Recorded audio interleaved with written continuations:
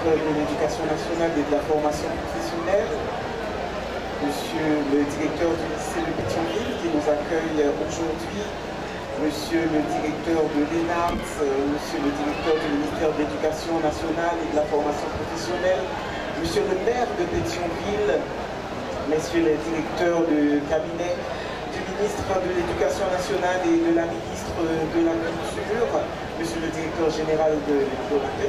Voilà.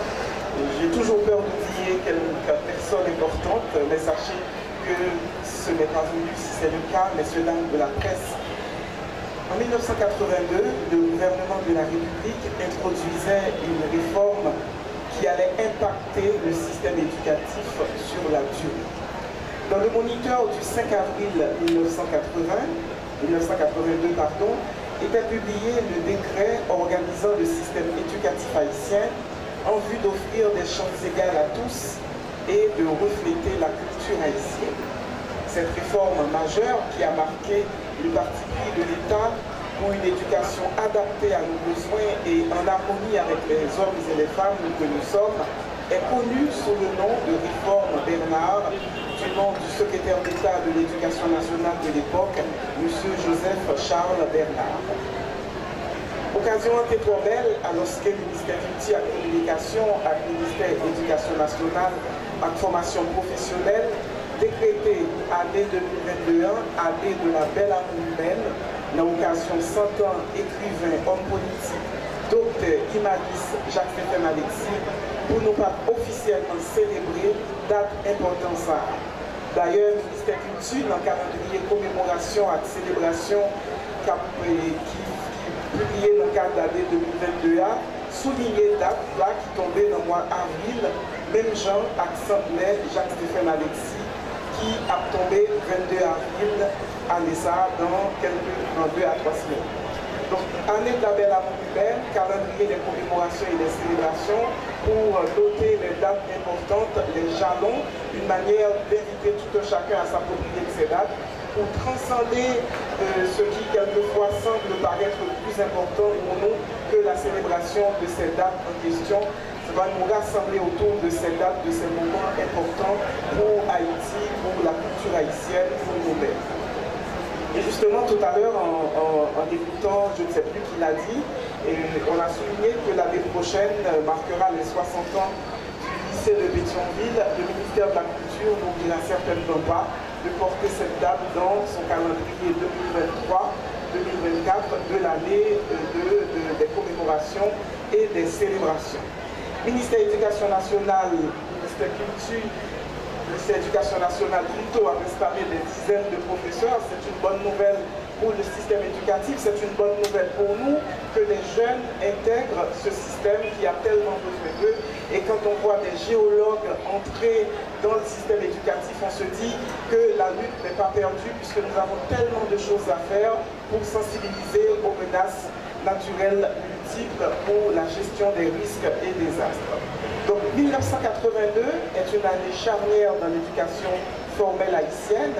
40 ans plus tard, le décret garde la même actualité.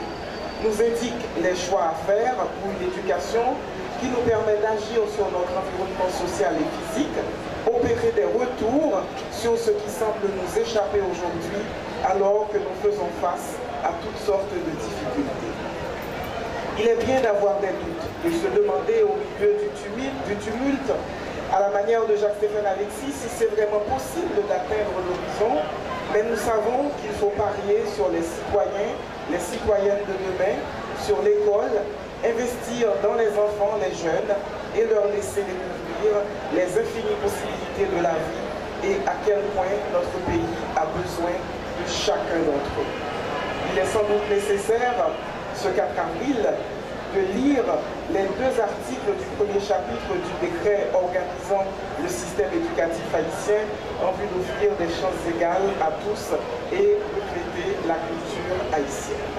Donc 1982, disons-nous, la réforme Bernard, et notre maître de cérémonie le soulignait tout à l'heure, c'est une réforme qui avait fait couler beaucoup d'encre dans la mesure où tout le monde a semblé être surpris par l'introduction, notamment du créole dans l'enseignement et 40 ans plus tard, nous réalisons tous les jours et plusieurs fois par jour combien c'était utile, important, essentiel. Alors, dans le chapitre 1er, article 1er, il est écrit « L'école haïtienne nationale, elle se doit d'affirmer l'identité de l'homme haïtien. Elle réconcilie l'haïtien avec sa culture et son environnement et constitue un facteur de cohésion et d'intégration. Elle forme et développe le sens de la responsabilité et de l'esprit communautaire chez les jeunes. Elle met en place un système d'enseignement unique s'appliquant dans le respect des spécificités propres à chaque région, aux zones urbaines et rurales et indistinctement aux enseignants publics et privés. Elle assure à tous l'accès au savoir et à la science en adoptant notamment une structure et un mode de fonctionnement donnant des chances égales à tous. Elle est fondamentalement démocratique. L'article 2. L'école haïtienne est un instrument du développement économique et social. Elle constitue un investissement planifié et rentable pour la nation. Elle élabore des contenus et des programmes à partir des données de la réalité haïtienne, tout en demeurant ouverte sur le monde extérieur. Elle favorise la formation de citoyens capables de modifier les conditions physiques, matérielles, morales et spirituelles du milieu pour créer plus de richesses, de biens et de services et contribuer ainsi à l'amélioration de la qualité de la vie. Et c'est dans cela même que nous sommes aujourd'hui. En souhaitant bienvenue à ces enseignantes et enseignants, je leur souhaite également de prendre ce décret de 1982 comme mantra, de l'appliquer et de faire en sorte qu'il y ait un peu plus d'Haïtiens, mais bien intégrés dans ce que c'est l'haïtienté et dans l'amour de leur pays.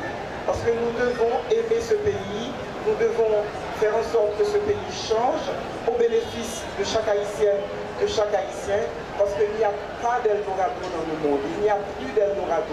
Nous devons construire notre Eldorado, notre pays, faire en sorte que ce pays soit le pays de tout le monde, que tout le monde puisse avoir la chance d'y vivre, d'y travailler et de transmettre parce que tout un chacun, nous avons quelque chose à transmettre à l'autre, quelque chose à transmettre aux générations futures.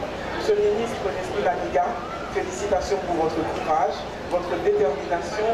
Nous sentons que vous êtes là et tous les jours, en regardant les réseaux sociaux, en écoutant la radio, en écoutant parler les enseignants, les enseignantes. En tout cas, merci beaucoup au nom de toutes et de tous.